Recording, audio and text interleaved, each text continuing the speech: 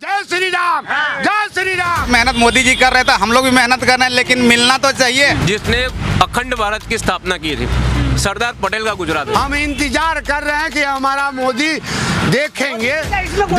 इसमें ऐसा कोई लीडर नहीं बचा जो गुजरात को संभाल पाए। ये तो हो सकता है कि सरकार गिर भी सकती है। छोटे बच्चे का बिस्किट लो, दूध का ठेली लो, हर एक चीज पे टैक्स है। हर एक आदमी टैक्स देता है इस देश में। ऐसे ही विकास हो रहा है, खाली अब मोदी अपना सपना पूरा कर रहा है, पूरे देश विदेश घूम रहे हैं। बता रहे हैं कि यूपी में योगी जी है, क्राइम रेट कम हुआ। यहाँ तो 27 साल से बीजेपी है, तो यहाँ क्राइम रेट क्यों कम नहीं हो रहा है? आज जो आनंदीबेन से 2.5 साल ये गुजरात नहीं संभला, आज वो उत्तर प्रदेश की राज्यपाल बन के बैठी हैं। चीतों के लिए 250 करोड़ है, गायों के लिए नहीं है। 250 करोड़ की चीता और 75 करोड़ खर्चे के साथ उसकी पालन कर।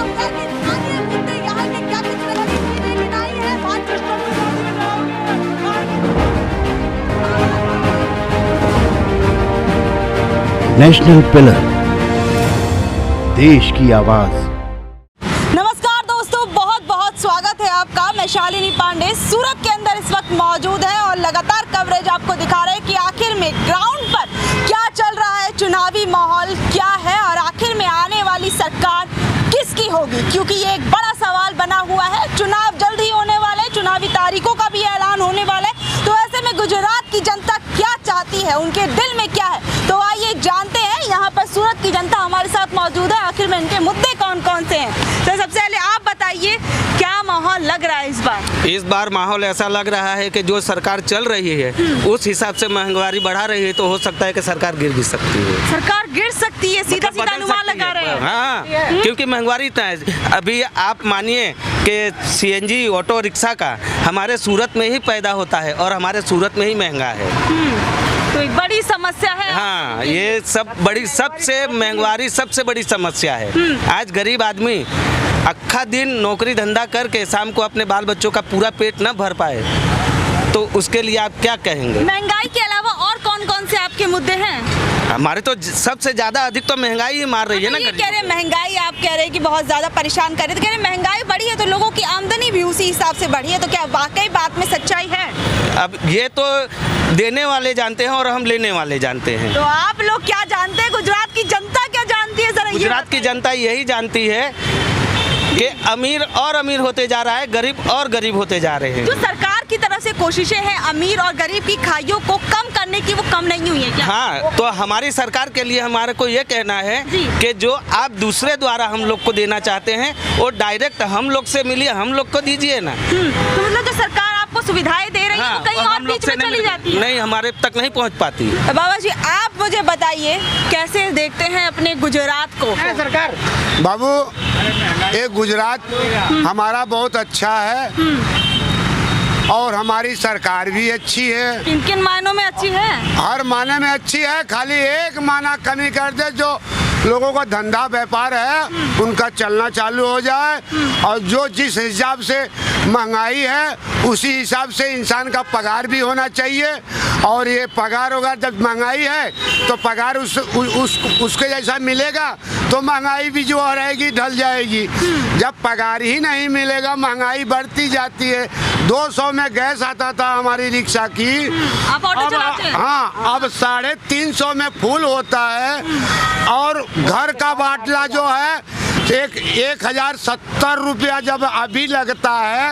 ये समझो हमारा गूंग लड़का है एक करने वाला, उसको लेकर के हम सती हो रहे हैं, और ऐसा नहीं लगता कि हम 4 पैसा जमा कर लें, ये कभी नहीं हुआ।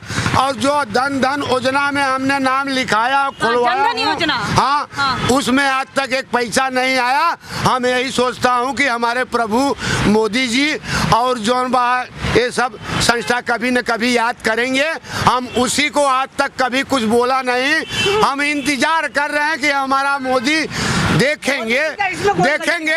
और सुनो, और अपने हम आशा कर रहे हैं, हमें आशा से बढ़ के कुछ नहीं चाहिए। अच्छा जी, मतलब उम्मीद भी है। देखिए, अभी तक उम्मीद मरी नहीं है, कहीं ना कहीं जिंदा है कि करेंगे जरूर। हम बोल रहे कि हम 15 लाख का इंतजार कर रहे हैं कि मोदी बोला था कि 15 लाख रुपया मिलने वाले हर आदमी को, वो तो अभी तक तो मिला नहीं। अभी आपको भी इन्हीं की तरह विश्वास, इधर आ जाइए बाबा जी। विश्वास पे है, विश्वास है। और उम्मीद है, लेकिन अब तो कितने 27 साल तो हो गया, अभी तक तो मिला नहीं। 15 लॉकडाउन से तो नोटबंदी के टाइम में बोला था मोदी जी ने कि 15-15 लाख रुपए मिलेंगे। अभी फिर बोला कि जैसे जो कौन सा कार्ड बना अपना आयुष्मान कार्ड, उसमें बोला कि सबको 12-12 हजार रुपये सबके खाते में एकदम डायरेक्ट जा रहा है। हमने चेक किया, हमारे खाते में तो कोई पैसा नहीं आया। अब बीच में गड़बड़ी हो गई होगी। बीच में ना हमारे में और किसी में जाना चाहिए, मेरा परिवार के, मेरा मम्मी के, मेरा पापा का, किसी के खाते में जाना, सबका गड़बड़ी हो जाएगा। जब तक घर घर से सिस्टम नहीं लिया जाएगा तब तक सारे आम आदमी के पास कुछ नहीं पहुंचने वाला है। घर घर से सिस्टम लिया जाएगा कि कहाँ फेल हो रही है सरकार, कि कौन साथ नहीं दे रहा है, और जब साथ देने वाला अगर साथ देगा तो हर चीज घर घर तक पहुंचेगा। अच्छा आप बताइए, आपको क्या लगता है, कह रहे जब सिस्टम के अंदर कुछ गड़बड़ी है वो ठीक हो जाएगी तो सब कुछ बढ़िया चलेगा। सिस्टम देखिए, कौन सी दिक्कत दिख रही है? दिक्कत दिख रही है, जो भी होगा सब ठीक होगा, ठीक करेगा मोदी, कोई बात नहीं तो दूसरा सरकार जो अभी आएगा वो ठीक करेगा, कोई तो ठीक करेगा। तो गुजरात की जनता क्या चाहती है? रिपीट चाहती है, परिवर्तन चाहती है? नहीं, रिपीट अब नहीं चाहता है। अब हमको दूसरा सरकार चुनने का हमको उम्मीद हो गया कि अब इससे हमको सुधार नहीं होगा। भरोसा, उम्मीद छूट चुकी है। कुछ देर पहले तो आप कह रहे थे 15-15 लाख की भी उम्मीद है। मिला तो नहीं अभी तक, नोटबंदी से तो अभी वो बोला कि 15 लाख मिलेगा, अभी तो 15 पैसा नहीं मिला हम लोग को आज तक। जब ये क्या बोलते हैं, कोरोना जब आया था, कोरोना के टाइम में बोला सब रिक्शा वाले फार्म भरो, सबके खाते में 1-1 हजार रुपये जाएगा, क्योंकि जो अभी रिक्शा नहीं चल रही है 1 महीना के लिए। लेकिन हम लोग का तो वो फार्म जो भर के दिए उसका कोई तो हमको सुझाव मिला नहीं। काका आप बताइए, सरकार यही चाहते हैं, कुछ चाहते हैं बदल जाए?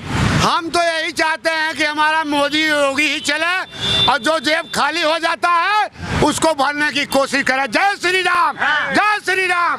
जेब कैसे भरेगा? वो काम करने से जेब भरेगा, या नहीं तो हम सरकार की आशा करें कि सरकार हमको दे तो हम नमू करें। नहीं, कर्म करो और जेब भरेगा।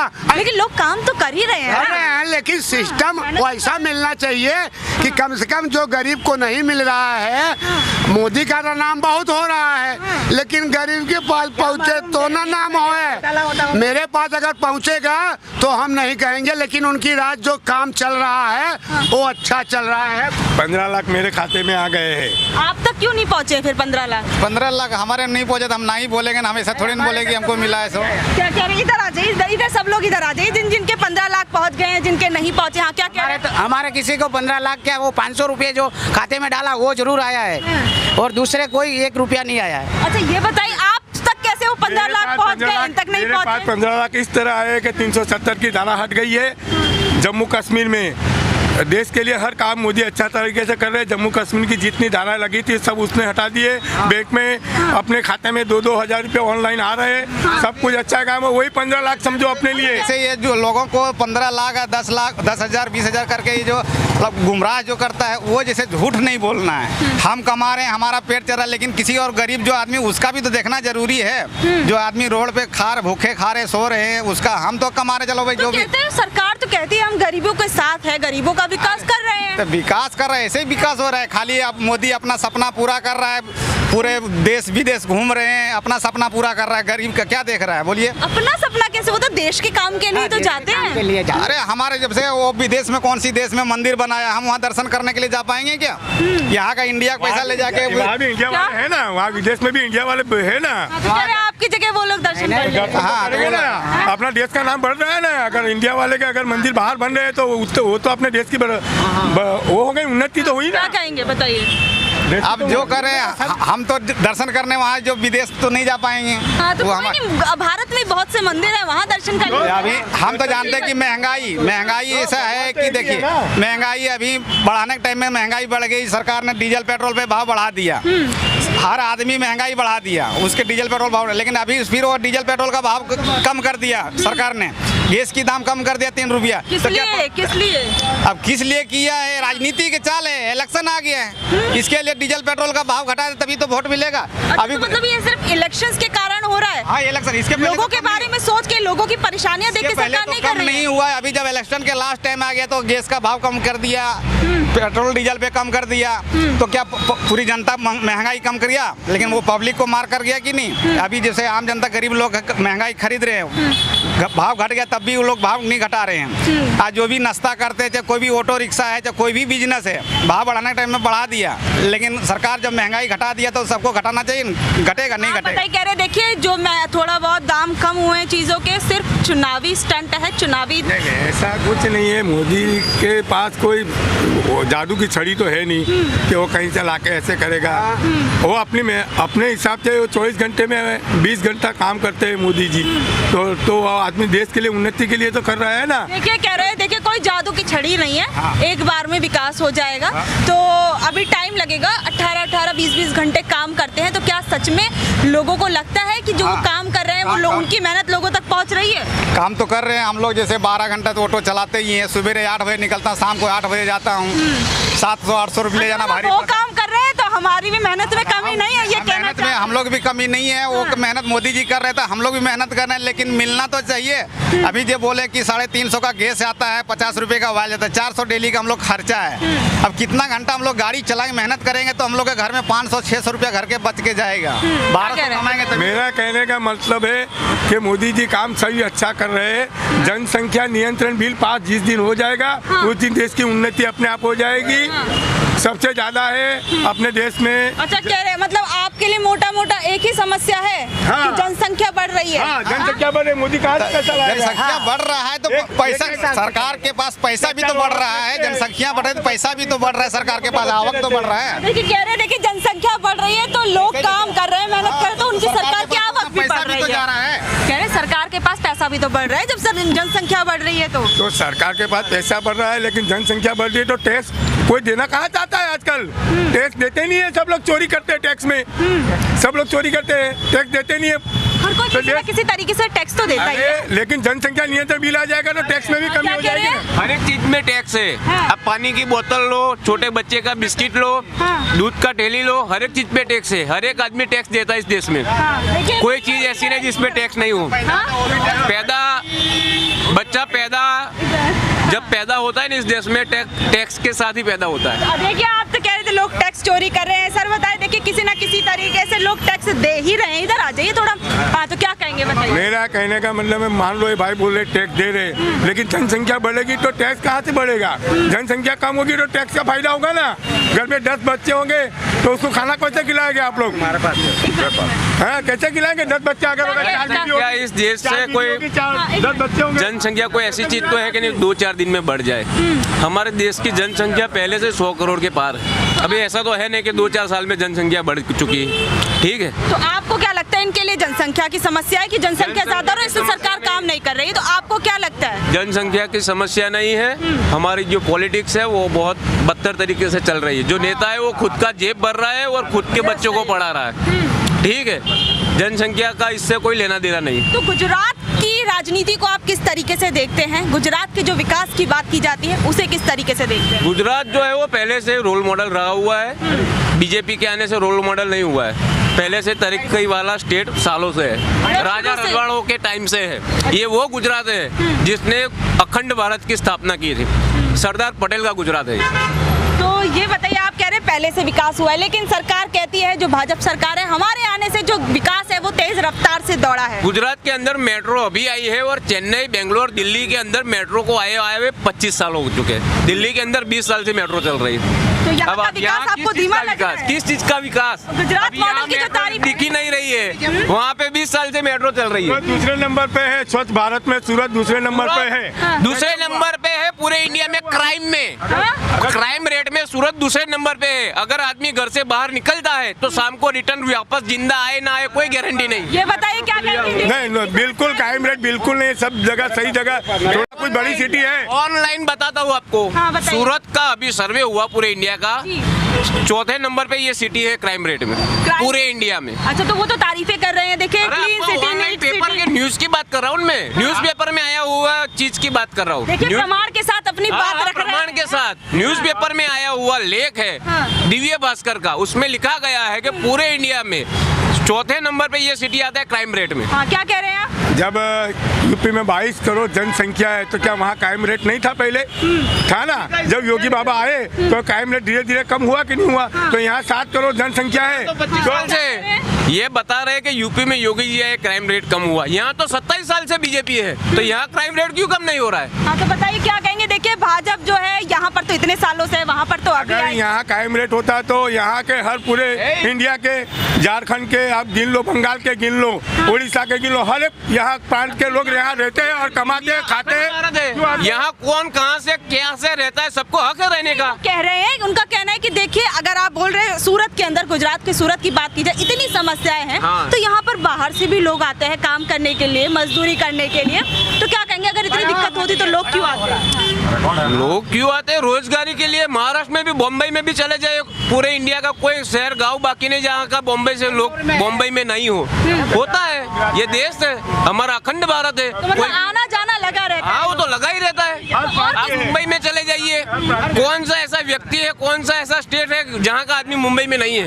पहले से बस वही है। क्या कह रहे हैं? पहले से यहाँ व्यापार भी घटा हुआ है और मोदी सरकार ने तो विकास किया है, क्योंकि 250 रुपये के चीता जो ला सकता है आदमी और गाय खाने के लिए, 250 करोड़ में 400 गौशाला बन सकती थी, जिसमें लाखों गायों का पालन और लाखों की मात्रा में लाखों लीटर दूध की उत्पादन हो सकता था, लेकिन वो काम मोदी सरकार ने नहीं किया।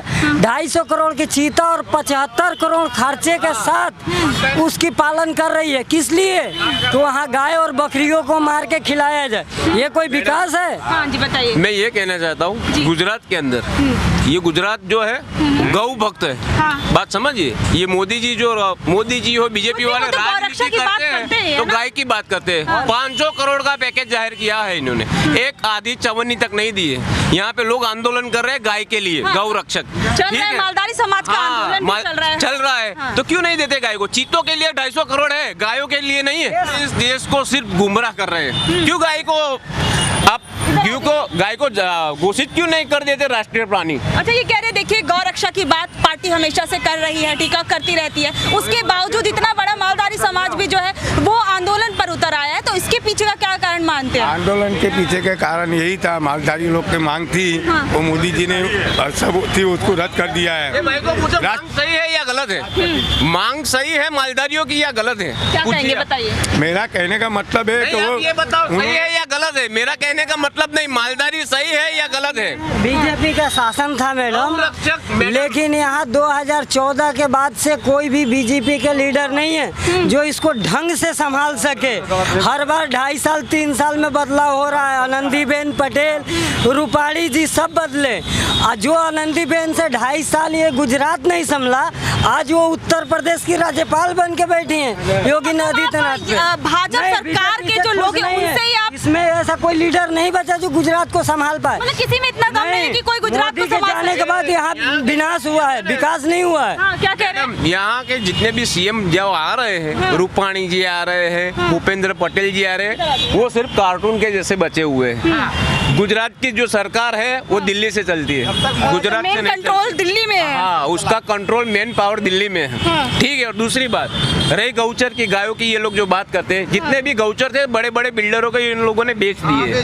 वहाँ पे सब बिल्डिंग बन गई है, तो गाय रास्ते पे नहीं आएगी तो किसी के घर में जाएगी? कहाँ जाएगी? सर ने बोला था क्राइम रेट के लिए, तो सूरत आज लिखित के साथ है दूसरे स्थान पर क्राइम रेट में है। यहाँ प्रशासन और सरकार गरीब की सिर्फ नाम लेती है, उसकी सुनवाई कहीं पे नहीं होती। तो परिवर्तन होगा इस बार गुजरात में या फिर चेंज होगा? नहीं, परिवर्तन हो ना हो, लेकिन झटका बीजेपी को जरूर लगेगा। हाँ? झटका जरूर लगेगा। तो ये बताइए, सरकार रिपीट चाहते हैं या फिर परिवर्तन चाहते हैं? नए सरकार रिपीट। हाँ? 150 150 आई सरकार, आप यही चाहते हैं, चेंज चाहते हैं? इस बार परिवर्तन होगा। बच्चों को पढ़ने कर लेकर हर एक चीज पे नोटबुक लेते उस पर भी टैक्स लगता है। ये भाई साहब बोल रहे हैं ना, टैक्स नहीं देता है, बच्चों की पेंसिल पे भी टैक्स लग रहा है। आप बताइए, परिवर्तन होगा, रिपीट होगी? नहीं, परिवर्तन होगा। आप बताइए, परिवर्तन होगी, रिपीट होगी? कुछ बोलना। अच्छा चलिए, हाँ आप बताइए, परिवर्तन होगा, रिपीट होगा? हाँ हाँ परिवर्तन होगा और मोदी जी किसी वक्त कोई कुछ नहीं कर पाएगा। अच्छा चलिए भैया, इन्होंने बता दिया जी। सरकार बनेगी मोदी की। ठीक है, तो भैया देखिए यहाँ पर जनता ने अपनी राय तो बता दी है बैक टू बैक कि आखिर में इस बार गुजरात चुनाव में इन लोगों के क्या मुद्दे होंगे। सूरत की जनता ने भी बड़े खुले तौर पर बताया कि आखिर में वो किन मुद्दों को लेकर अपने आने वाले समय में वोट करेगी। तो आप लोग इस बारे में क्या सोचते हैं, नीचे देकर मोदी हमारे साथ।